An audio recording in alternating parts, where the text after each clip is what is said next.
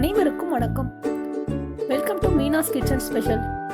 இன்னைக்கு சாதத்தில் கலந்து சாப்பிட்ற மாதிரி ஒரு அருமையான பொடி எப்படி செய்யறதுங்கிறத பற்றி பார்ப்போம். சூடான சாதத்தில் கொஞ்சமாக நெய் விட்டு இப்போ நம்ம செய்ய போகிற பொடியை போட்டு சாப்பிட்டா சுவை ரொம்ப அருமையாக இருக்குங்க. இதை செஞ்சு பார்த்துட்டு எனக்கு கமெண்ட் சொல்லுங்கள். இது செய்யறதுக்கு நான் 2 டம்ளர் வேர்க்கடலை எடுத்திருக்கேன். அது கூடவே 1 டேபிள் ஸ்பூன் வெள்ளையல், 5 மிளகாய் வத்தல், 3 பூண்டு எல்லாம் எடுத்து வச்சிருக்கேன். இப்போ ஒரு வாணலியில 2 டம்ளர் வேர்க்கடலையை போட்டு நம்ம நல்லா வறுத்துக்கணும். வேர்க்கடலையை மிதமான தீயில வச்சு நல்லா வறுத்துக்கலாம், கருக விடக்கூடாது. வேர்க்கடலை நல்லா வறுத்ததுக்கு அப்புறம் சூடு ஆற வச்சு தோலெல்லாம் நீக்கிக்கலாம்.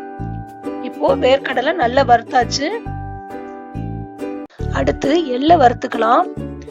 லோ ஃப்ளேம்ல வச்சு எள்ளை வறுக்கணும், அப்பதான் கருகாம நல்லா வறுக்க முடியும். இப்போ எள்ளு கொஞ்சம் வெடிச்சு வர்றப்போ எடுத்து தட்டுக்கு மாத்திக்கலாம். அதே வாணலியில நம்ம இப்ப சிகப்பு மிளகாயை போட்டு வறுத்துக்கிறோம். இது கூட பூண்டையும் போட்டு நம்ம வறுத்துக்கலாம். இப்போ எல்லாத்தையும் வறுத்தாச்சு.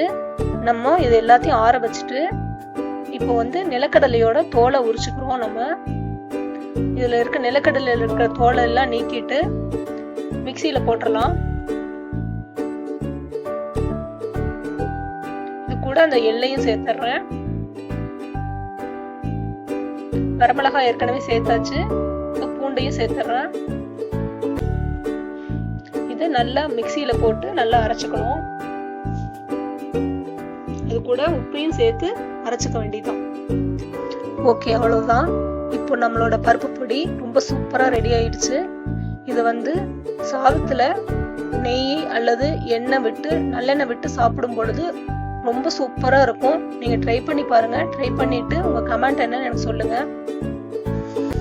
இந்த வேர்க்கடல் பொடி உடம்புக்கு ரொம்ப நல்லது. இது உங்களுக்கு பிடிச்சிருந்துச்சுன்னா லைக் பண்ணுங்க, ஷேர் பண்ணுங்க.